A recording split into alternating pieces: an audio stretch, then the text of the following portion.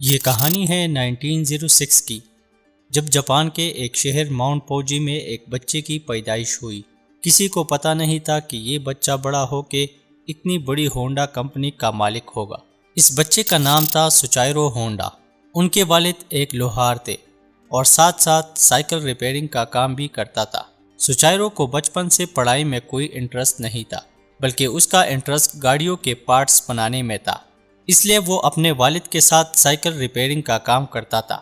ایک دن اس نے news paper میں جاب کا ایک ایڈورٹائزمنٹ دیکھا جو شکائی آٹو موبائل سروس اسٹیشن پر کچھ ٹیکنیشین کی ضرورت تھی۔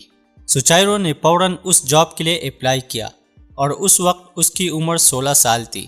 کمپنی نے اس کی لیٹر کو ایکسیپٹ کیا اور سوچائرو کو جاب کے لیے ہائر کر دیا۔ سوچائرو پیسے کمانے کے لیے اپنا گھر چھوڑ کر ٹوکیو روانہ ہو گیا۔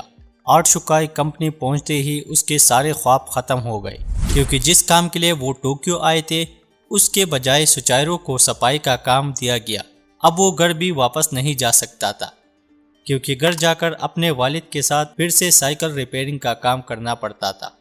اس لیے مجبوراً اس نے صفائی کی جاب کو ایکسیپٹ کر کے کچھ ہی مہینے صفائی کرتا رہا۔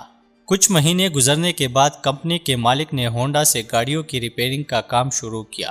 ہونڈا کو گاڑیوں کی ریپیئرنگ کا بہت شوق تھا، اس لیے کچھ مہینے گزر جانے کے بعد اس نے گاڑیوں کے مختلف پارٹس کے بارے میں بہت کچھ سیکھ لیا تھا۔ کچھ سالوں تک وہ شکائی میں ہی جاب کرتا رہا، جس کے نتیجے میں اس کو کافی ایکسپیرینس مل گئی۔ 1928 میں کمپنی کے مالک نے ہمیماتسو کے شہر میں ایک اور برانچ کھولنے کا فیصلہ کیا، جس کی ساری ذمہ داری سوچائرو ہونڈا کو دی گئی۔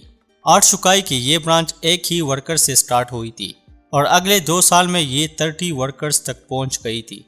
سوچائرو ہونڈا کی ایکسپیرینس اتنی بڑھ گئی تھی کہ اس نے اپنے مالک کے لیے ایک سپورٹس کار ڈیزائن کر دیا جو 120 کلومیٹر پر ہاور کی سپیڈ سے چل رہی تھی، جس نے پرانے سارے ریکارڈ توڑ دیے۔ یہ ریکارڈ 20 سال تک جاپان میں کسی نے بھی نہیں توڑا۔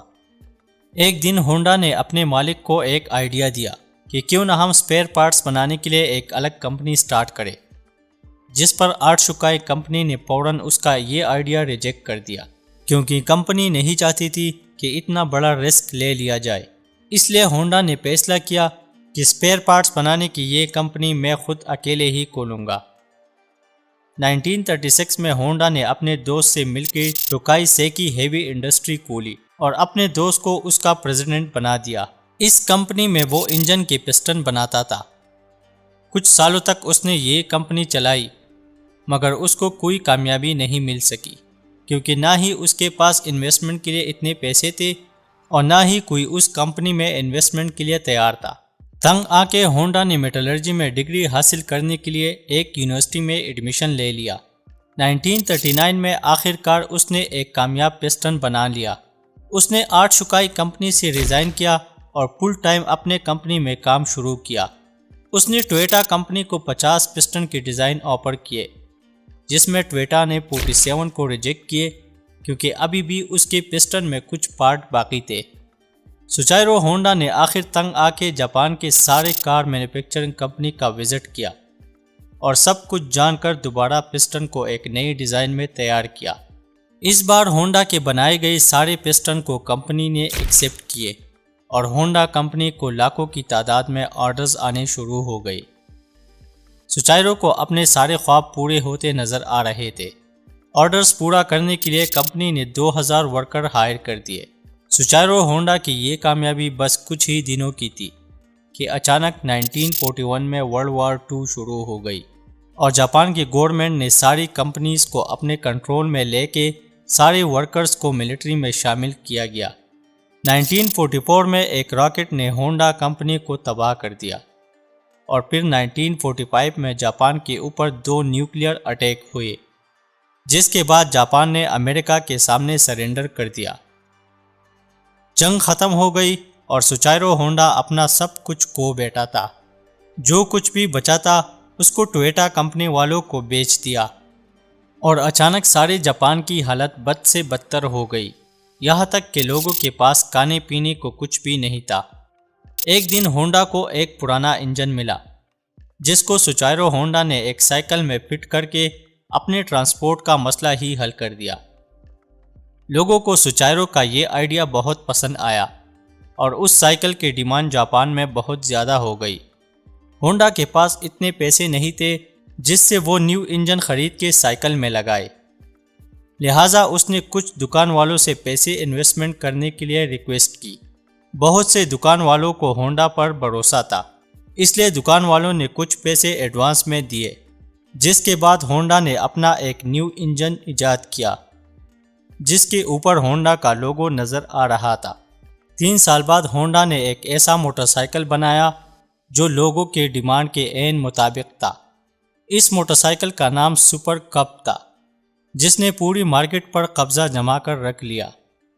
اب ہونڈا نے سپورٹس بائک بنانے کا فیصلہ کیا اور ایک ایسی سپورٹس بائک تیار کر لی جس نے 1962 انٹرنیشنل ریسنگ کمپٹیشن جیت لیے۔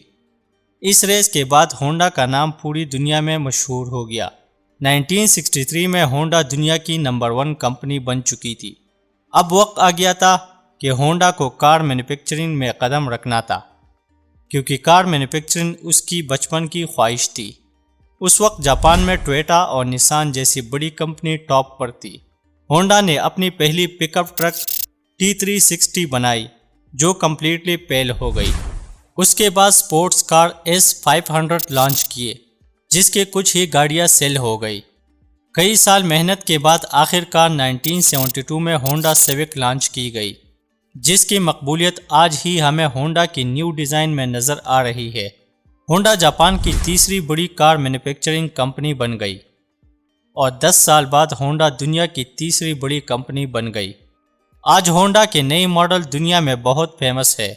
ہونڈا کا نام ہمیں بہت چیزوں میں آج کل نظر آ رہا ہے، plane, boat engine, motorcycle اور دیگر بہت ساری چیزیں ہیں جس کو ہونڈا کمپنی بنا رہی ہے۔ سچائرو ہونڈا نے 1973 میں اپنی کمپنی سے ریٹائرمنٹ لے کے 5 اگست 1991 کو اس کی زندگی کا یہ سفر ہمیشہ کے لیے ختم ہو گیا۔ تو یہ تھی سچائرو ہونڈا کی زندگی سے ریلیٹڈ کچھ انفارمیشن۔ تب تک کے لیے اللہ حافظ۔